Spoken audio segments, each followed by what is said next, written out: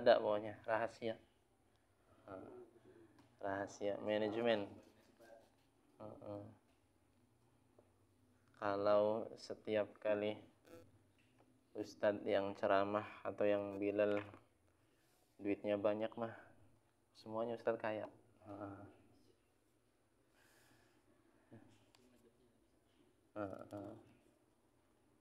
Kita lanjutkan Al-Baqarahnya ayat 75. Udah ketemu? Baca Hadi.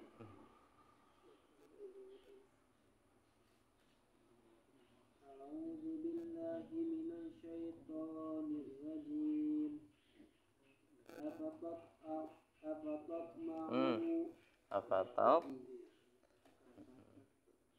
Afatatma'una an yu'minu lakum wa qad kana fariqum minhum yasma'una kalamallahi thumma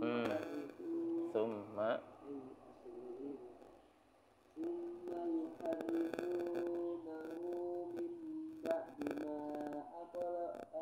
aqaluhu wa hum ya'lamun. Biar A'udzu billahi minasyaitonir rajim. Afatat lagi. Afatatma'una an yu'minu lakum wa qad kana fariqum minhum yasma'una kalamallah thumma yuharrifunahu min ba'di ma aqaluhu wa hum ya'lamun. Kok? Ulangi lagi. Hah? Dani. Dan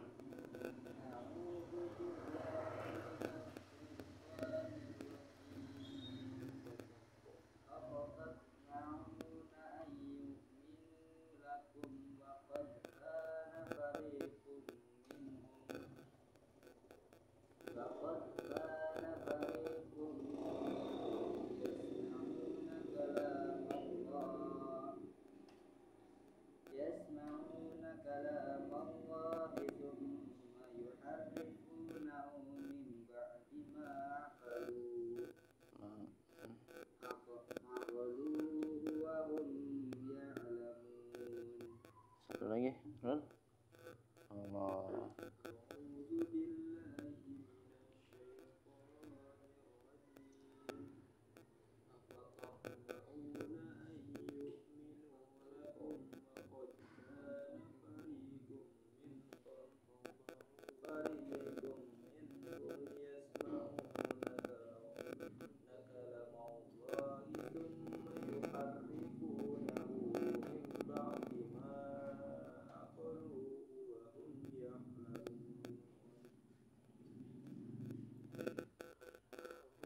Apa nih? Apa kabar? Wis oli seminggu running masjid ya. Alhamdulillah. Ya. Perhatikan ayat 75. Langsung aja ke terjemahnya. A'udzu billahi minasy syaithanir rajim. Afatatma'una apakah maka apakah tatma'una kalian menginginkan, ya, kalian berhasrat menginginkan ayyuminu lakum, agar mereka itu beriman kepada kalian, agar orang-orang Yahudi itu beriman kepada kalian.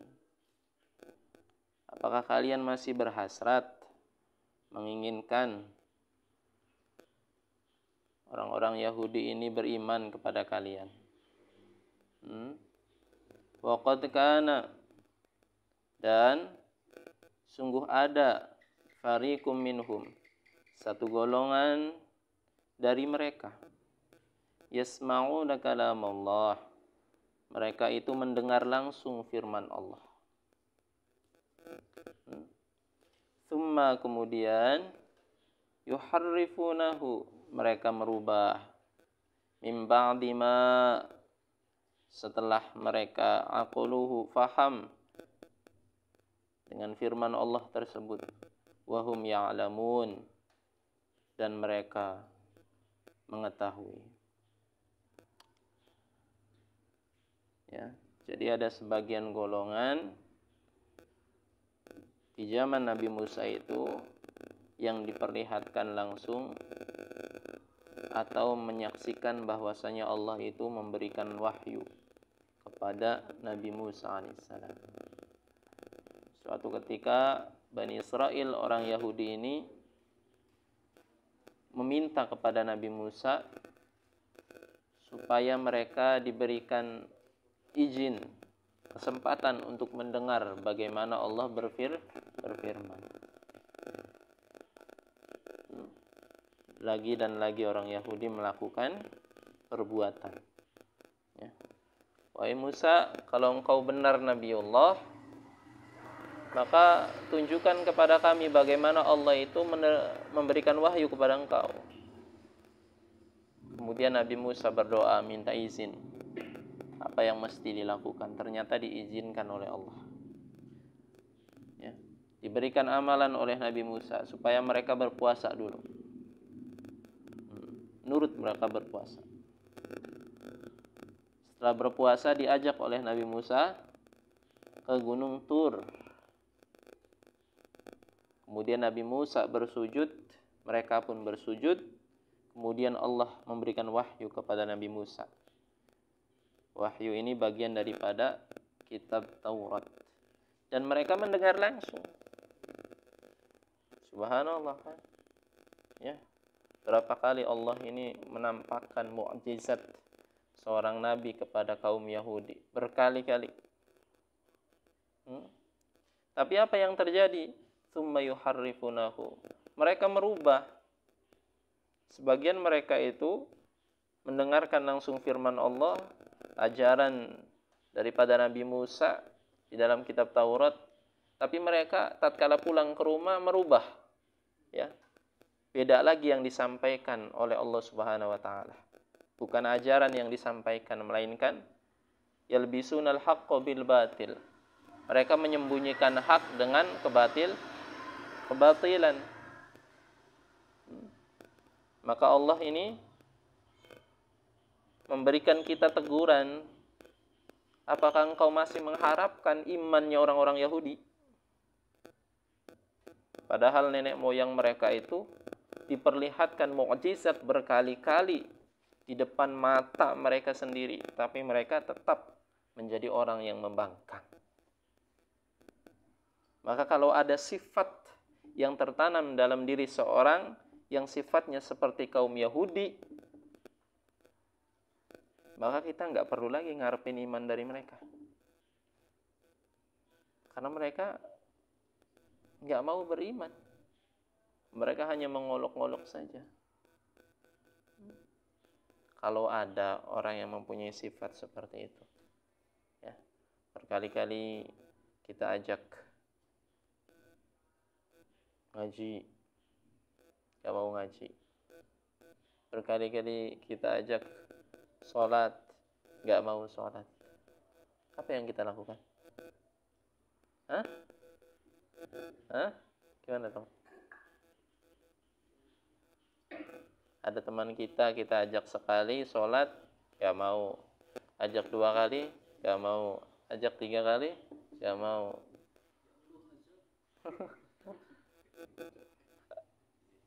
Apa yang mesti dilakukan?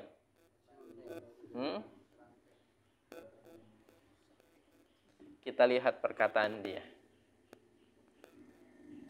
Kalau dia mengeluarkan perkataan yang menunjukkan orang yang beriman, meskipun tidak mengamalkan, maka tetap mengajak. Tapi kalau kita lihat perkataan dia tidak menunjukkan orang beriman, mengolok-olok ibadah, mengolok-olok salat, mengolok-olok menutup aurat, membaca Al-Quran, maka kita berdoa pada Allah supaya diberikan hidayah. Ya, capek ya. Jadi orang yang taat pada Allah itu capek, harus mengalah. Ada yang menyakiti kita, maka kita jangan balas menyakit. Kita doakan supaya diberikan hidayah. Subhanallah, capek ya. Ya, nggak ada yang capek.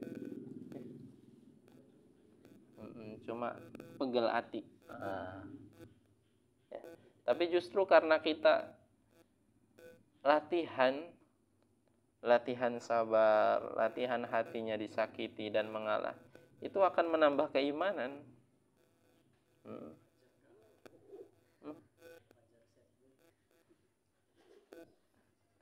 Oh, beda dia mudah ngawur. Akan menambah keimanan. Ya, jadi ajaklah teman-teman kalian, ya.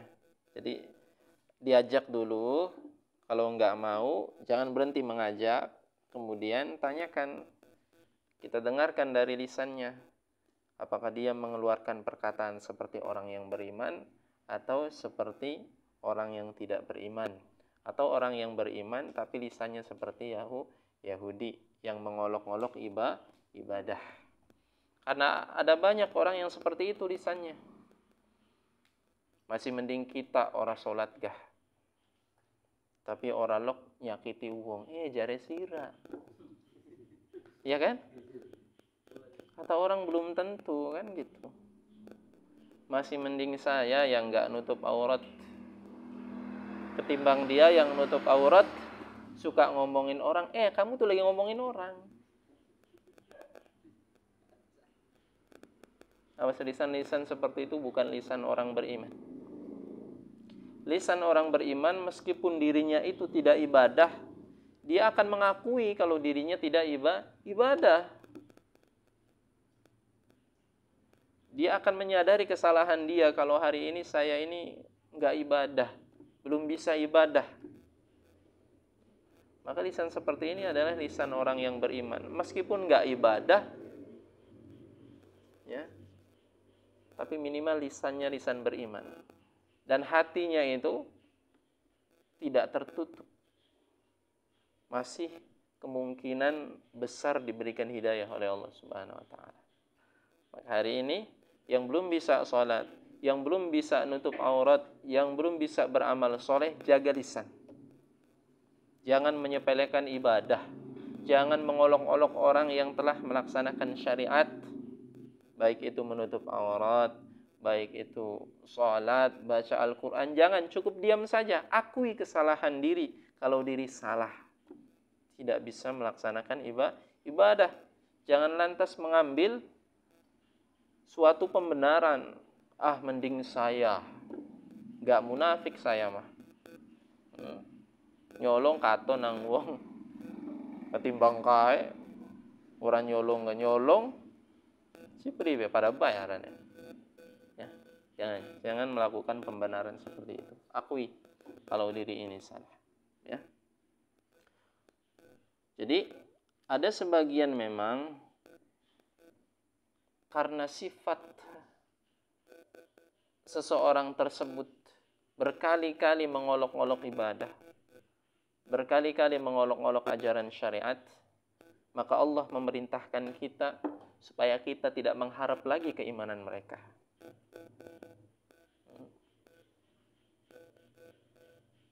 Maka kalau sudah seperti ini, Allah perintahkan apa? Ya sudah, diam. Atau kemungkinan besarnya kalau sudah mudarat untuk kita, Allah perintahkan kita itu untuk hijrah. Ya. Sebagaimana yang terjadi kepada Nabi Muhammad SAW. Ya. Beliau kurang apa berdakwah kepada kaum Quraisy. Ya. Beliau sabar, dilempari batu, dilempari kotoran unta. Beliau sabar, Allah tegur beliau, innaka la tahdi man ahbabta walakin Allah yahdi man yasha. Yang memberikan petunjuk itu Allah. Engkau hanya sekedar melaksanakan perintah dari Allah untuk menyebarkan risalahku. Risalah Allah Subhanahu wa taala.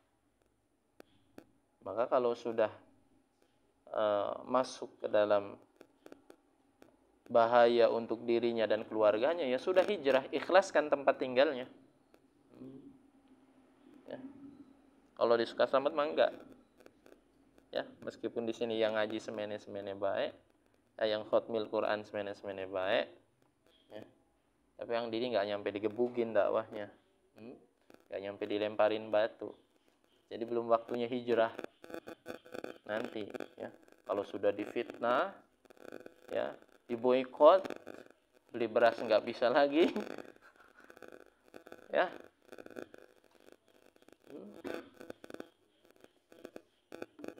Oh gimana? Ya, aku dagang bakso bakar langsing tuku, ya. Itu santri yang Didi sesat, jangan beli di dia.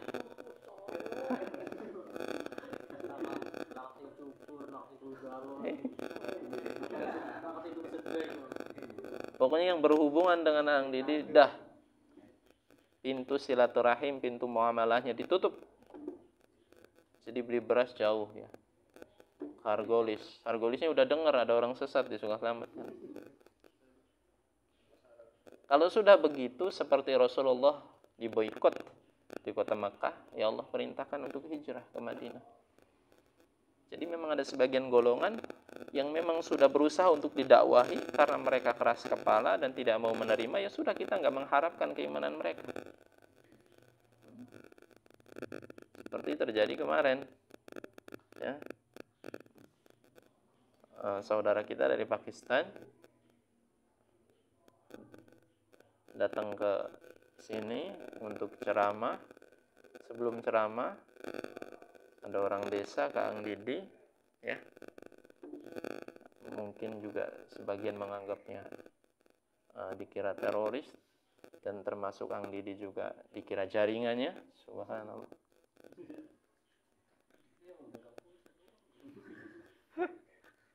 Lucu, ya. Kenapa nggak berwawasan luas? Sekarang zamannya internet, bisa searching, ya kan? Orang dakwah kok dihalang-halang. Orang ngajak supaya orang memakmurkan masjid, supaya orang datang ke masjid. Bahkan orang-orang yang intelektualnya yang curiga. Didi ini aliran apa, Ang Didi? Ya, makanya Ang Didi agak menghandle dulu, kalian jangan ke sana dulu. Ang Didi aja yang bolak-balik ke sana, karena memang Ang Didi ada dampak seperti itu, khawatir, ya, nanti, iya, ya, subhanallah. Pertama datengin Pak Lurah, Ang Didi jarang anak tamu, iya anak tamu, sing di kayak wong luar negeri, ya wong bule, ya mungkin ya kita aja sebagai keamanan, bukatan oh tiba-tiba anak bom bisa nih, Allah. Kata Ang Didi, tamunya bukan di Ang Didi, tamunya ada di saya di Ustaz. Kemudian Ang Didi pesen, Ang Didi bertanggung jawab.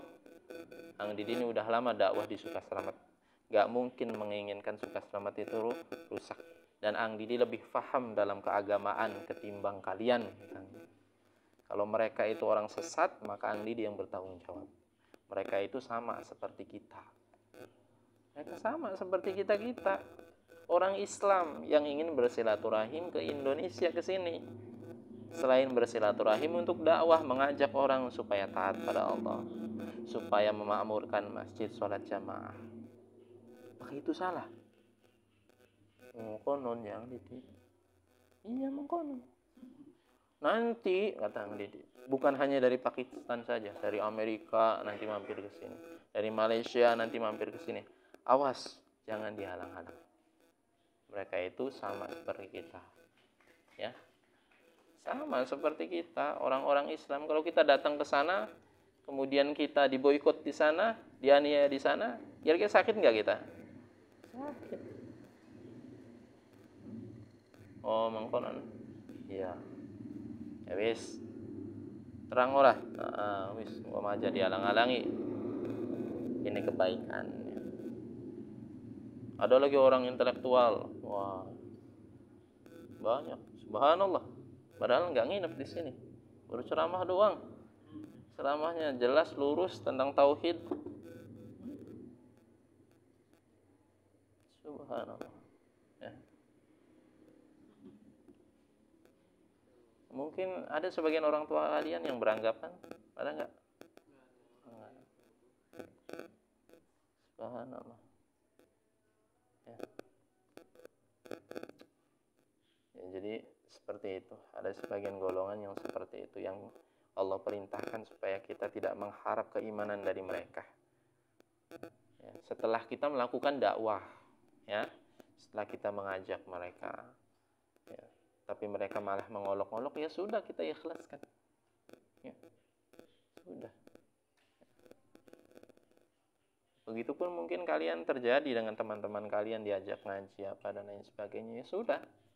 Kita doakan saja supaya diberikan hidayah. Diberikan hidayah.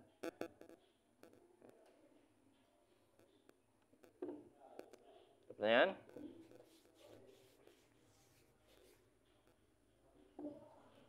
Risalah itu apa? Risalah itu pesan. Risalah itu pesan. Apa pesannya Allah ke Nabi? Agama Islam. Nah, itu risalah. Orang yang membawa risalah disebut Rasul. Rasul. Jadi, ada 25. Oh, 5. Nabi dan Rasul ada 25.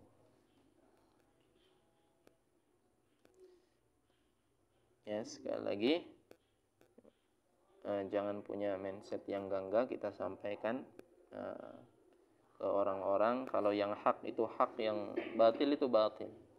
Ya. Jamaah tabligh adalah Ahlus Sunnah wal Jamaah. Jamaah tabligh sama dengan kita. Kalau di Malaysia mazhab Syafi'i. Ya. Kalau Pakistan Hanafi, India Hanafi. Ya, seperti itu sama. Sama, nggak ada bedanya, bukan aliran, bukan. Jangan sampai nanti kalian jadi pemerintah tiba-tiba menghalang-halangi dakwah mereka. Ya, jangan. Mereka tuh dakwah dengan harta dan diri mereka. Berapa juta coba ke Indon? Ceramah nggak dibayar. Subhanallah. Ada nggak akhir zaman ini yang dakwahnya seperti itu? Yang datang dari rumah ke rumah dengan biaya mereka sendiri, meluangkan waktu mereka di tengah kesibukan mereka. Ada yang manajer, ada yang pedagang, ada yang petani, ada yang presiden bahkan. Yusuf Kala itu beliau pernah keluar. Kalau kalian tahu. Mereka copot kebesaran mereka. Tiba-tiba ketika keluar dakwah, mereka makannya satu nampan dengan orang-orang biasa. Mereka mengajak orang-orang yang nggak tahu, nggak kenal. Tiba-tiba dibuka pintunya, diludahin. Padahal dia manajer, diludahin. Padahal dia konglomerat, diludahin. Kalau kita merujuknya ke duniawian saja.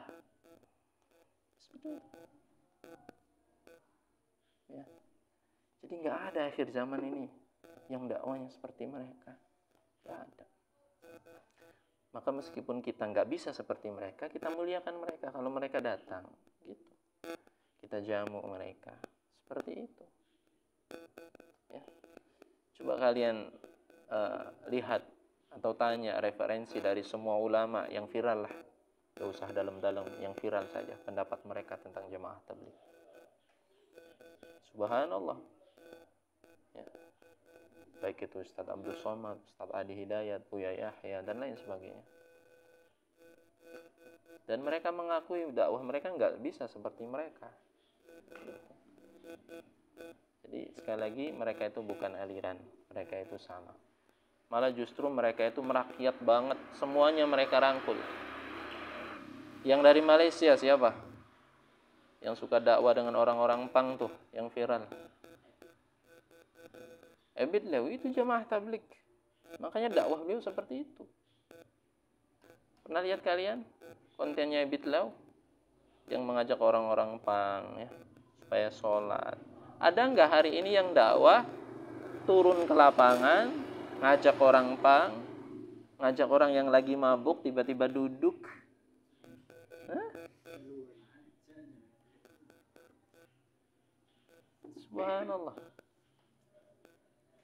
Ya, makanya Ang Didi bilang, ya, mereka itu bukan aliran, di mereka itu ada Islam. Mereka itu merangkul semua golong, semua orang. Ya, mereka duduk bersama meskipun mazhabnya beda-beda. Ya. Ada mazhab Maliki, Hanafi dan lain sebagainya, makan bersama. Mereka tinggalkan ikhtilaf, perbedaan dalam mazhab. Kita semuanya adalah saudara. Ketika bertemu ya sudah, kita saudara, saling menghormati. Ketika waktu sholat datang, tafadhol antum imam, la antum imam, saling merendah diri, tawadhu. Padahal seorang hafiz itu amirnya atau ketua rombongan itu. Tapi ketika datang ke sini kata Ang Didi, tafadhol antum imam, la antum imam, antum maulana, kata. Kamu maulana. Hari ini kalau kita berkumpul dalam satu majelis, yang kaya kelihatan kayanya enggak? Yang pejabat kelihatan pejabatnya? Itu bukan kumpulan Islam. Yang rakyat jelata kelihatan enggak rakyat jelatanya? Kelihatan. Islam itu kalau berkumpul enggak kelihatan. Status keduniawiannya tuh enggak kelihatan.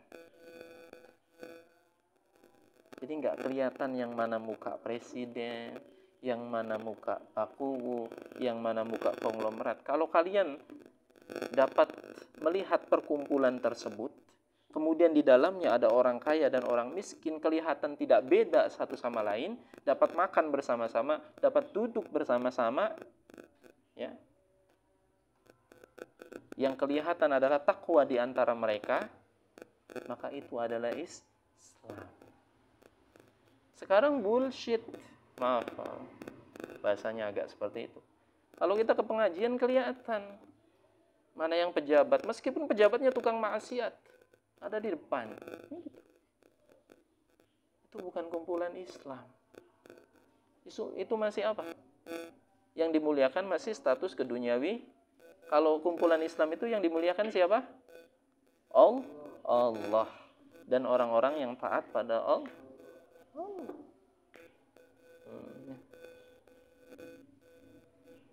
Kalau di mereka itu nggak kelihatan. Makanya ketika kalian melihat jamaah Pakistan, itu nggak kelihatan mana orang miskin, mana orang kaya. Karena yang kaya pun bergaya sederhana, yang miskin udah dari sononya sederhana kan gitu. Subhanallah. Yang berilmunya tawadhu, nggak menyombongkan diri kalau dirinya berilmu. Yang nggak berilmunya tawadhu karena nggak punya ilmu. Nggak kelihatan, tapi kelihatannya nanti. Kalau ada saudara kita, ya, duduk-duduk mau ibadah, kelihatan. Oh, ini ulama, subhanallah. Ada seorang ulama dari jamaah tabligh, namanya Kiai Mukhlisun. Beliau almarhum. Nanti kalian searching ya, karena itu termasuk tokoh besar dari Indonesia. Beliau pengasuh pondok pesantren Kerincing. Santrinya itu sekitar 10 ribuan atau 20 ribuan. Nanti kalian bisa searching biodatanya ya. Namanya Kiai Haji Mukhlisun. Ketika Ang Didi di Jambi,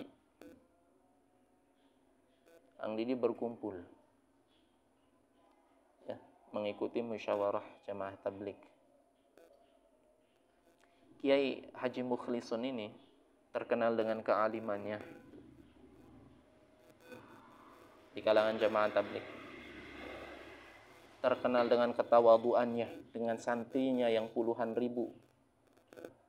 Santrinya semuanya jadi. Ya. Maksudnya semuanya jadi itu jadi orang yang takwa. Ya. Jadi da'i-da'i. Ketika Ang Didi datang musyawarah di pelataran masjid, bukan di pelataran, di emperan masjid. Dia pakai kupluk sederhana, bajunya sederhana baju yang lusuh, ya. Kemudian pakai kaos kaki, pakai sarung yang lusuh, tidur di pinggiran ini. Kemudian Ang Didi duduk di pinggirannya. Tiba-tiba ada yang jawil Ang Didi. Beliau itu ulama besar. Antum duduk di situ. Subhanallah. Sekarang sudah almarhum. Subhanallah. Ulama besar, santrinya puluhan ribu. Tapi gayanya seperti itu. Ada Islam. Di situ ada Islam. Di jamaah tabligh, ketua yayasannya Ang Didi namanya Haji Samsu. Beliau kayaknya udah nggak bisa ngomong lagi lah, kaya raya. Tapi kalau sudah kumpul, kayak kelihatan orang kayanya makan satu nampan. Itu Islam. Bukan berarti Ang Didi mengatakan Islam itu tok ada di jamaah tabligh. Tapi akhir zaman ini, sepanjang penelitian Ang Didi, yang 4 madhab berkumpul saling menghormati, ya. Kemudian tidak membahas ikhtilaf, tawaddu, yang kalau kita berkumpul itu Allah yang dimuliakan, ketakwaan yang dimuliakan di situ. Subhanallah. Subhanallah.